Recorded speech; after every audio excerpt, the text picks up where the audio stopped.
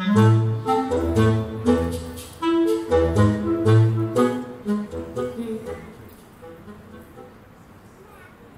গরজে মেঘ ঘন বরষা, কুলে একা বসে আছি নাহি ভরসা। রাশি রাশি ভাড়া ভাড়া ধান কাটা হলো সারা। বলি কবিতা পাঠ করলে কি পেট ভরবে? কোর্ট কাছারি নেই? ওই যে চেঁচামেচি শুরু হয়ে গেছে। বিমলা আমার বউ এককালে জমিদারের মেয়ে ছিল, অবশ্য এ বঙ্গে নয়, পূর্ববঙ্গে। তবে আমার সঙ্গে যখন বিয়ে হয় তখন মানে পন্টন কিছু পাইনি, জমিদারিটা তখন লাটে। তোমার মতো বাজে উকিল আমি জীবনেও দেখিনি।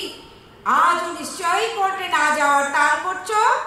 আবার হুঙ্কার, দমকে দামিনী বিকট হাসে, গগনে ঘন ঘটা মরিজে ত্রাসে। এমন দিনে হয় ভয়নি বাড়ি, কাহারো বার করে রাখি মাথা। বধূ এমন দিনে তুমি কোথা? বাবা তুমি হেথা? বলি কবিতা আর কানে কি পেট ভরবে? কখনো না। কবিতা তোমায় দিলাম আজকে ছুটি। ক্ষুধার রাজ্যে পৃথিবী গদ্যময়, পূর্ণিমার চাঁদ যেন ঝলসানো রুটি। সত্যিই পারো তুমি। ঘরে চাল নেই, চুলো নেই, অথচ দিব্যি শুয়ে শুয়ে। কি করবো বলো বিমলা, কোর্টে যাওয়া মানে তো ওই কালো কোটটা গায়ে চাপিয়ে লাইব্রেরিতে চুপচাপ বসে থাকা আর রাজ্যের খবরের কাগজ পড়া। তাও যত সব বাজে খবর, কার গর্ভের সন্তানের ভিতর আর একটা সন্তান, বাঘে সিংহে মিলেমিশে লিটিশন, তারপরে তোমার এই নারী নির্যাতন, বধূ হত্যা, ধর্ষণ। তা এত সব কাণ্ড কারখানা যে চলছে, এসবের মামলা হয় না? বল নাকি? নারী নির্যাতন, বধূ হত্যা, খুন, রাহাজানি, ধর্ষণ এসব তো সমাজের অঙ্গ, সমাজের অলংকার। তারপর এসব যারা করেন তারা কি প্রমাণ রেখে করেন নাকি? তারা সমাজের এক একটা মিনি গডফাদার। তারপর যা দু একটা মামলা মকদ্দমা হয় সেসব তো বিগ উকিলদের ব্যাপার। আমার মতো এই লিলিপুটের নো পাত্তা। তাহলে তুমি একটা মুদির দোকান দাও, খেতে তো হবে। সরি ক্যাপিটাল নেই। সত্যি তুমি বাজে উকিল। এর থেকে যদি মুহুরি ফুহুরি হতে তবে দু চারটে পয়সা আসতো। যা দু চারটে পয়সা এখন পায় তা তো ওই মহুরিগিরি করেই পায়। আমাদের মতো উকিলের তুমি মোটামুটি সফিস্টিকেটেড মহুরি বলতে পারো। আর অরিজিনাল মহুরিদের চেহারাটা যদি তুমি দেখো না, ও এই তো সেদিন গঙ্গাদা মানে আমাদের এক মহুরি পাশে দাঁড়িয়ে কাজ করছি, বুঝলে, হঠাৎ গঙ্গাদা ত্রিং করে লাফিয়ে উঠলো। ওরে বাবা, তারপরে খসখস বউ কি ব্যাপার দেখি, দুটো 800 গঙ্গাদার কোটের পকেট থেকে বেরিয়ে এসে আমরা হাসতে হাসতে হাসতে এক কাপ চা দেবে? চা নেই। এরকম করো না প্লিজ, এরকম করো না। চিনি নেই। আমি কিন্তু বিরহের গান গাইবো। বধূ কি এমন চোখে জল এনেছে হায় বিনা কারণে। গান না খাওয়ালে চা দেবো না। বাবা চুপ চুপ, ব্যাস চুপ।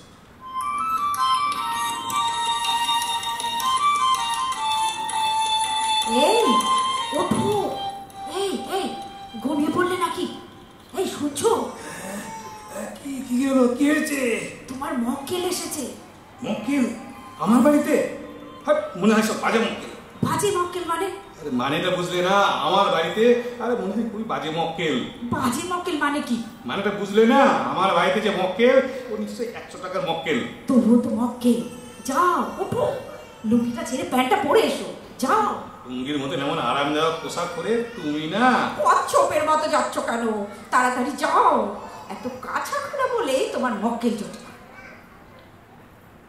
এগে আমার নাম হইল গিয়া শ্রীরাম মন্ডল, আর ও হইল গিয়া নয়নতারা, আমার স্ত্রী। বলুন কি ব্যাপার? ইয়ে মানে আমরা এই নয়ন নয়ন, তুমি কও না। আমি কইতে পারুম না, তুমি কও। হাই, আমি আগে কমু কেন? তুমি তো চাইছিলাম উকিল বাবুর কাছে আইতে, এখন তুমি কও। আমি উকিল বাবুর কাছে আসতে চাইছিলাম? মিথ্যু। সাবধান সাবধান নয়নতারা, লোকজনের সামনে গাইল দিও না কিন্তু, খুব খারাপ হবে। হইলে কি করবা? কি করবা? কি তুমি মারবা? আরে নারায়ণ নারায়ণ, আপনারা কি শুরু করলেন? যে কোন একজন বলুন, একজন। ও কইবে না, আমি কমু না, ও কইবে। না তুমি কবা। না তুমি। না তুমি। না তুমি। না তুমি তুমি। স্টপ!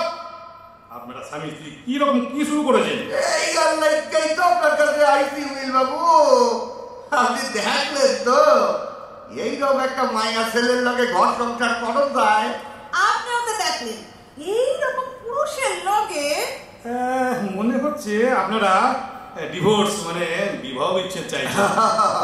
এইটাই হইল গিয়া হক কথা। আমরা ঠিক করছি আমরা স্বামী স্ত্রী আর একলগে থাকুন না। খুব ভালো করেছেন, খুব খুব ভালো। এর মতো ভালো সমাধান আর কিছুই হতে পারে না। ঠিক হইতো, কোনো মাইয়া ছেলে ওর মতো বাজে লোকের সাথে থাকতেই পারে না। আর আমার মতো বলো ভদ্রলোক তোমার মতো বাজে মাইয়া ছেলের লগে কি কইলা? আমি বাজে মাইয়া ছেলে? লজ্জা করলো না কইতে? আমি আসলে বলে দেই 10 বছর ধইরা দিব্যি আছো, খাচ্ছো, দাচ্ছো, ঘুমোচ্ছো, নইলে ভাগানে পড়ে থাকতে সব গুণে ওখানে। মুখ সামাইয়া কথা কও তারা। তুমি ভালো কইরাই জানো যে আমার রক্তে উচ্চ চাপ আছে। সেই চাপ রাগের ঠেলায় যদি মাথা থেকে একবার ওইয়ের দিকে নামতে শুরু করে হইলে কিন্তু উচ্চচাপ দেখাইতেছে। আমার রক্তে নিম্ন চাপ আছে। রাগে যদি সেই চাপ পাটিকা মাথায় উঠতে শুরু করে তাইলে শুনুন শুনুন, আমার কিন্তু কোনো রক্তচাপ নেই, কিন্তু আপনার এই চাপে পড়ে। তুমি কি আমার ভয় দেখাইতে আসো নাকি? শোনো, আমি শ্রীরাম মন্ডল, রঘু মন্ডলের পোলা, হরি মন্ডলের নাতি। ওসব রঘুর শুনাইলে কোনো লাভ নাই।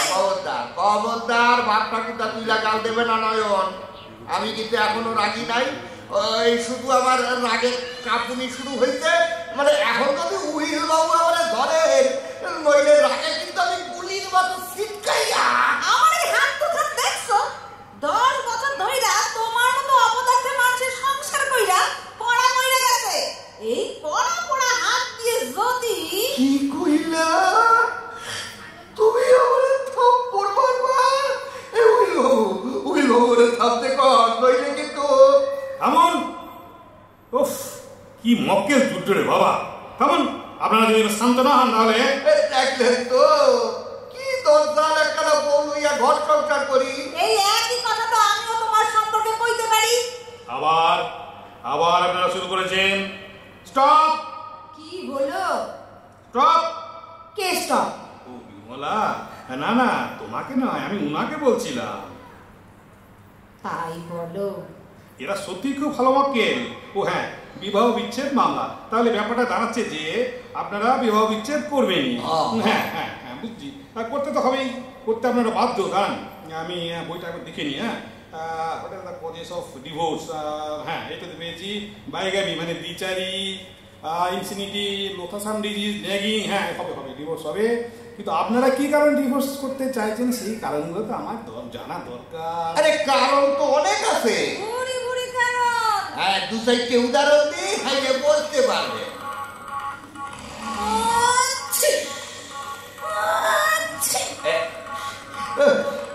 এই হাসি, বাপরে বাপ, আমি তো ভাবলাম ঘরের মধ্যে বজ্রপাত হইতে আছে। তুমি তো দিলাম ঘুমের 12টা বাজাইয়া। তুমি থামবা, তুমি থামবা, বিড়ালের মতো ফ্যাট ফ্যাট বন্ধ করবা। সারাদিন গতর খাইটা একটু আরাম করে যে হাঁচো, তাই তো তোমার আপত্তি? কি এমন গতর খাটাও এই আমার জানা আছে। বিয়ার আগে ছিল খরগোশের মতো, মোষের মতো গতর। গতর খাটালে শুনি গতর শুকায়, কিন্তু তুমি যেভাবে বাইরা করছো সেই হাতে তো চেহারা লইয়া খোটা দিবা না কইয়া দিচ্ছি। আমার গতর কি তোমার পন্টর পয়সা?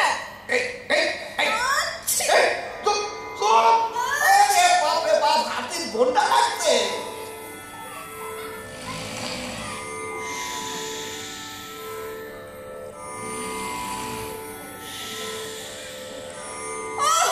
কি জ্বালা!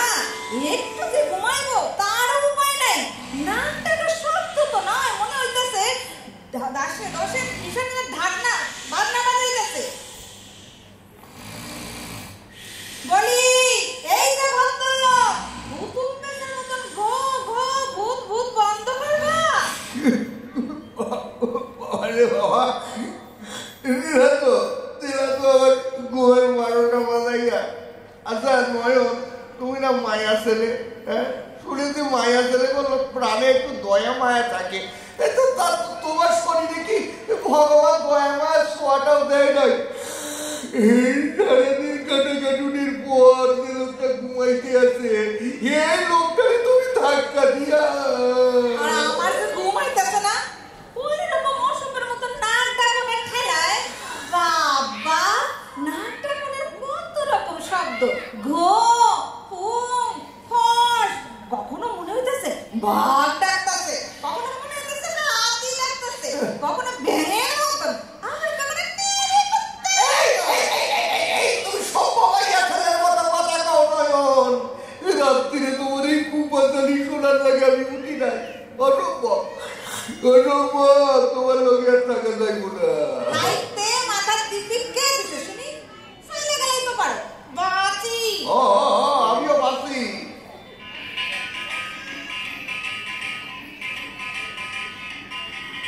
নয়নতারা, ও নয়নতারা, কি কইতে আসো?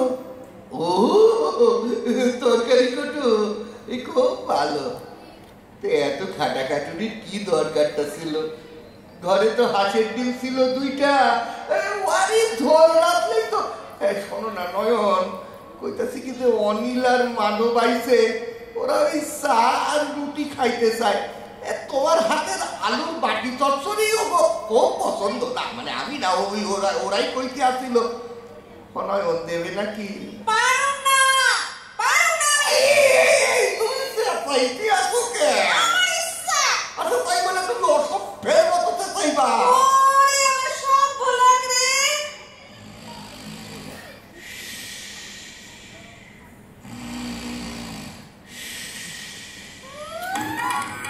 খাইয়ে দাইয়ে আসে বাবা ঘুমাইতেছে, আর আমি একা রাত 12টা পর্যন্ত খাইটা মরি। আই শুনছ? আই বলে শুনছ? কে রে? তুমি কি ব্যাপার নয়ন? তোমার মতো একা একা তো বেশ ঘুমাইতেছো। এখন কটা বাজে বলো তো? কটা রইব? 2-3টে হইব। আমরা শুইয়া পড়লে কেন? বাপরে বাপ, আচ্ছা তুমি কি আমারে ঘুমাইতে দেবা নাকি? গাদা গাদা বন্ধু এনার ঘরে যখন মশকরা করতেছিল, তখন ঘুমের কথা মনে আসছিল না? চা দাও, রুটি দাও, আলুর বাটি চচ্চড়ি দাও, মুষ্টির পিন্ডি দাও। সারাদিন কি ধকল গেছে আমার, খবর রাখো। মনে উঠে এক কথা ঘুমতেছি, তারপর 4বার তোমার চা গিলাইছি। তারপর এই যে ঘুমাচ্ছে না, শোনো, তারপর রান্না, দুপুরে একটু ঘুমাবো, তার শো নাই, এক গাদা কাস্তে বসছি। তারপর নয়ন, তুমি কি মাঝরাত্রে ঘুম ভাঙাইয়া তোমার কানে বিরতি শুনাইবা নাকি? 100 বার শুনাইবো, 1000 বার শুনাইবো। আমি শুনুম না। না শুনবা, শুনুম না। শুনবা। আরে না না না, আমি শুনুম না। ঠিক আছে, আমিও তোমার লাগে ঘর করুম না। আর ঠিক আছে, তুমি কইবা না। কি? আরে তুমি তাও কই এত রাত্রিরে? আমি বারান্দায় বসে থাকবো, ঘরে আমি কিছুতেই থাকুম না। ওরে বাবা রে বাবা, কি তালা তোর?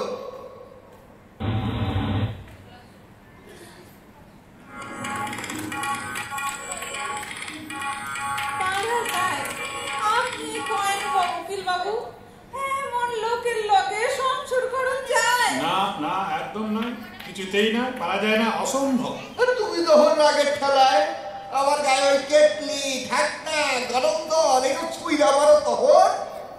আচ্ছা পারে কোনো বউ তার স্বামীর গায়ে এইসব ছুঁইরা মারতে পারে? আচ্ছা আপনি করবেন বাবু? না না না, এসব পারে না, আর উচিত নয় এসব। ছি ছি ছি, লোকে কি বলবে?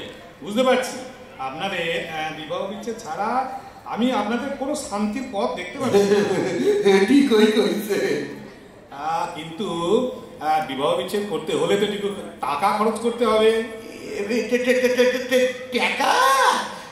শোনেন বাবু, মানে এ মাসে ওভারটাইম কইরা তো ওই 100টা টাকাই পাইছিলাম, মানে এছাড়া তো আমার কাছে আর কিছু নাই। 100 টাকা? ঠিক, যদিও মামলা অনুপাতে খুবই কম, তবুও ঠিক আছে, ওই টাকাটাই দিন। আচ্ছা এই যে ধরেন। ঠিক আছে, হবে, দিবস হবে। কাল একবার আসবেন, আমি সব কাগজপত্র রেডি করে রাখবো। কাল আপনারা দুজনে এসে সই করে দেবেন। উকিল বাবু, শুনছি স্বামী স্ত্রীরা আলাদা থাকলে বউকে স্বামীর খরচ দিতে হয়। হ্যাঁ হ্যাঁ, সে তো দিতেই হবে।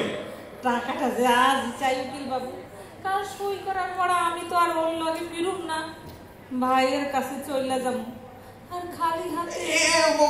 উইল বাবু, মানে টাকা যে আমার কাছে আর নাই তা তো ভালো কইরাই জানে। মানে আমার যা আসিল তা তো সবই আপনারে মানে। হ্যাঁ, তা বললে তো চলবে না, আইনে আছে, দিতে আপনাকে হবেই। বেশি না পারেন কাল ওনাকে সখানিক টাকা দিয়ে দেবেন।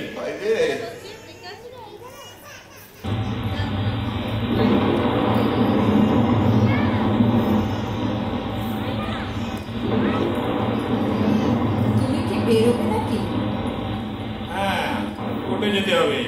ও বাঁচলাম।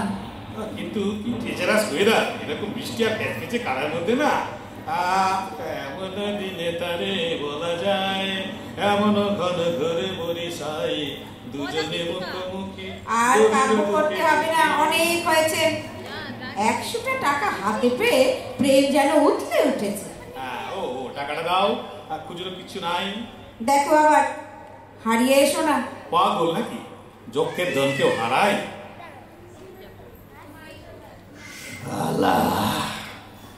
কিডা শান্ত, বিবাহ বিচ্ছেদের এত ঝামেলা, বউরে খরপোশ দাও, উইলের টাকা দাও, ইয়া জানলে কোন হাল্লায়। কিন্তু উইল তো এখনো বাইর হয় না। ওই যাইতে আছে, মুখে গামছাটা পেঁচাইয়া লই, তারপর ভয় দেখাইয়া যদি কিছু টাকা পাওয়া যায়। এইভাবে টাকা না নেওয়ান ছাড়া বউরে আমি খরপোশটা ডাকিয়ে খরগোশ খরগোশ দিবু কেমন কইরা। উইল আইতে আছে, ওই গলিটার মধ্যে গিয়ে দাঁড়ায়। এই যে শোনে, কোনো কথা না, কোনো কথা না, পকেটে দাবাল হতে পারবে না।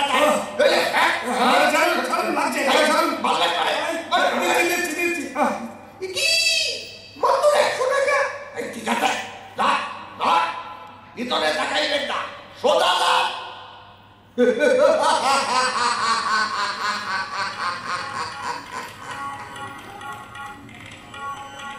আপনারা একটু বসুন, উনি এখনই এসে যাবেন। আসলে ওনার মনটা ভালো নেই। কাল যে 100টা টাকা দিয়ে গিয়েছিলেন, ওটা ছিনতাই হয়ে গেছে। আমার তাই নাকি? আপনারা বসুন। তুমি কি সোজা বাড়ি ফিরবা?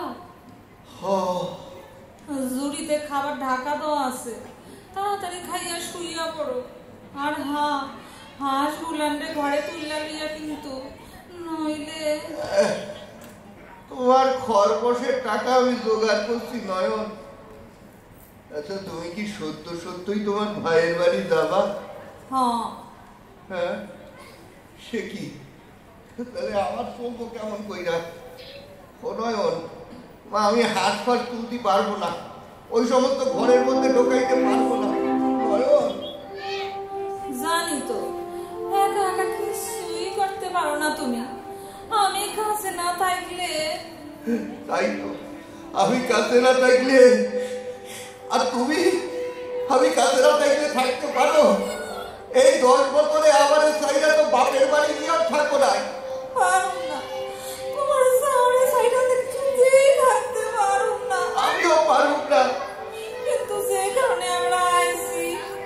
বিবাহ বিচ্ছেদের ক্যাটাই আমি। চলো। এই যে আপনারা এসে গেছেন, ঠিক আছে, আসুন। এই যে এই কাগজগুলোতে একটু সই করে দিন। আমরা আলাদা থাকুন না বাবু। মানে একই নাকি? আমাদের ঝগড়া মিটটা গেছে। সর্বনাশ, কতদিন বাজে একটা মামলা হাতে এলো, সামান্য একটু টাকাও পেলাম, আবার সেই টাকা চিন্তাই হয়ে গেল। এদিকে মামলাও ডিসমিস। কিছুদিন ঝুলিয়ে রাখলে না, কায়দা করে কিছু টাকা হাতাতে পারলে। শুনুন, আপনাদের স্বামী স্ত্রী ঝগড়াটি মিটে গেছে, ভালো, খুবই ভালো, খুব আনন্দের। আমার কিন্তু খুব ভালো লাগছে, কিন্তু একটা মুশকিল হয়ে গেল। যে কিসের মুশকিল? আমাকে তো কোর্টে জানাতে হবে যে আপনারা বিবাহ বিচ্ছেদ মামলা তুলে নিচ্ছেন।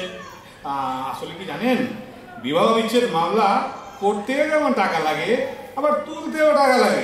তুলতেও টাকা লাগে? কিন্তু এই 100 টাকার নোটই তো আমার কাছে আছে উইল বাবু। মানে নয়নের খরপোশ দিব বলেই তো জোগাড় করেছিলাম। 100 টাকার নোট ঠিক আছে, চেনা চেনা লাগছে কেন বলুন তো? আসলে সব 100 টাকার নোটই তো 100 টাকার নোটের মতো দেখতে, তাই হ্যাঁ তা ঠিক, তা হবে হয়তো, কিন্তু তবু এই নোটটা যেন একটু বেশি চেনা লাগছে। তাহলে যাক, অবিচ্ছেদ মামলা ডিসমিস। আজ থেকে আমি আর হাঁচব না। কেন হাসবো না? কেন? হাসি পাইলে নিশ্চয় হাসবা, তবে আমি আর নাক ডাকুন না। না, নাক ডাকবা। ঘুমের মাঝে নাক ডাকুন কি তোমার দোষ? তবে তোমারে আর আমি গাল বন্ধ করব না। আমি অন্যায় করলে নিশ্চয় গাল বন্ধ করবা, তবে আমি আর তোমারে জ্বালাতন করুন না নয়ন। নিজের বউরে জ্বালাবা না তো অন্য লোকের জ্বালাবা। আর বন্ধু বান্ধব বাড়িতে আইলে তো চা রুটি বাটি শাস্ত্রে এসব দিতেই হয়। আমি স্ত্রী ঝগড়া না করলে সংসার কি কম? সংসারে সঙ্গও থাকবো, আবার সারও থাকবো। চলো নয়ন, রাত্রি হইয়া গেছে, চল। আমার ভিতর